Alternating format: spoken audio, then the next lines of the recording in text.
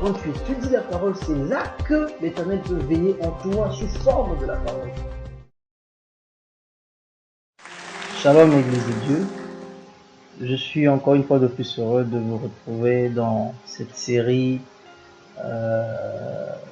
d'enseignements que nous allons donner autour de la méditation. Au premier numéro, je voudrais insister sur pourquoi méditer la parole de Dieu. La méditation que nous allons aborder est en rapport avec seulement la parole de Dieu. La parole de Dieu sous forme écrite de la Bible. Pourquoi devons-nous méditer la parole de Dieu? Pourquoi ça semble être si important? Mais avant d'aller plus loin sur la méditation même de la parole de Dieu, d'en donner le pourquoi, d'en dire le pourquoi, je voudrais qu'on fasse ici la différence entre lire et méditer la parole de Dieu. Lire la Bible et méditer sur un sujet bien précis de la Bible. Dans lire, nous lisons pour comprendre. J'ouvre ma Bible de Genèse à Apocalypse, je peux lire la Bible. Je lis, je comprends l'histoire qu'il y a. Je comprends le fait que il y a eu une histoire de création, l'homme a été créé dans une certaine position, une position de déité, en train de contrôler chaque chose sur la terre. Ensuite, la chute est intervenue, l'homme est tombé, il a été chassé du jardin d'Éden, et à un moment donné, Dieu a voulu tuer le monde pour faire un autre monde. Et les prophètes se sont suivis afin de pouvoir réaliser la promesse de la rédemption de l'homme, puisque Dieu avait promis cela, il devait racheter l'homme, le ramener à la position de déité de laquelle il a été déchu. Christ est venu ensuite à réaliser ce rachat, et l'Église a commencé avec la descente du Saint-Esprit jusqu'à aujourd'hui. Christ est en train de revenir pour rechercher son époux, son Église est partir. C'est très important, c'est très bien de lire la Bible. Ceci nous permet d'avoir une vue d'ensemble de ce qu'il y a dans ce livre. Je ne suis pas contre la lecture de la parole, je le veux. Je vous encourage d'ailleurs à lire la Bible. Mais ce n'est pas de ça que nous sommes en train de parler. Mais la lecture de la Bible n'a pas les mêmes impacts que la méditation de la Bible. Voilà pourquoi il est important de voir ce sujet. Pourquoi méditer la Bible? Ça, c'est lire. La méditation elle-même de la Bible, ou la méditation, se rapporte à une étude approfondie d'un sujet bien donné, afin d'en tirer des conclusions, ce qui suppose une compréhension profonde de ce sujet-là, ce qui suppose une examination approfondie de ce sujet-là, une analyse 365 degrés,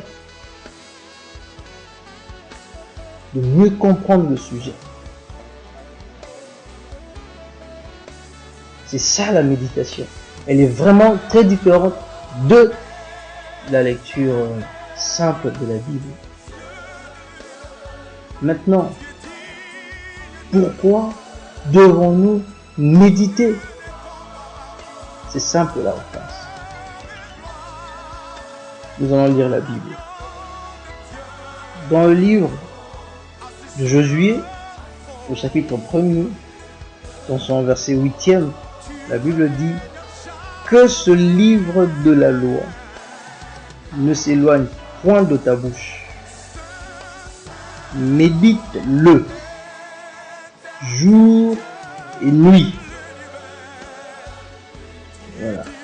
Sans aller à la fin de ce passage, de ce verset, nous comprenons pourquoi nous devons méditer la parole.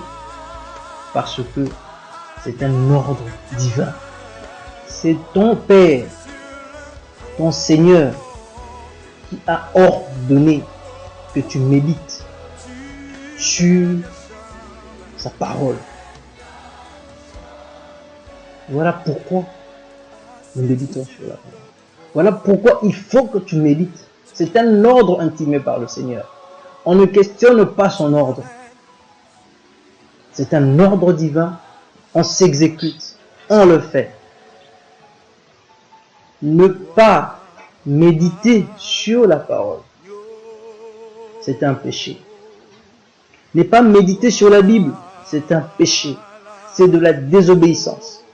Penser que la méditation de la parole de Dieu est un travail des prédicateurs, est un travail des pasteurs, est un travail des docteurs, est un travail des anciens dans la Bible, c'est un péché, c'est une grande erreur. C'est une mauvaise compréhension des choses. La méditation de la Bible est un ordre venant du ciel. Il a dit, médite-le. Dites que ce livre de la loi ne s'éloigne pas. C'est un ordre. Qu'il ne s'éloigne pas de toi.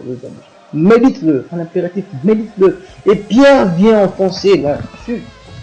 L'apôtre Pierre disant, veillez et priez. Encore un ordre. Mais je voudrais plus rester sur veiller. Parce que veiller dont Pierre parle, c'est pas veiller par rapport à passer toute une nuit sans dormir, sans fermer l'œil. C'est veiller par rapport à la méditation de la parole.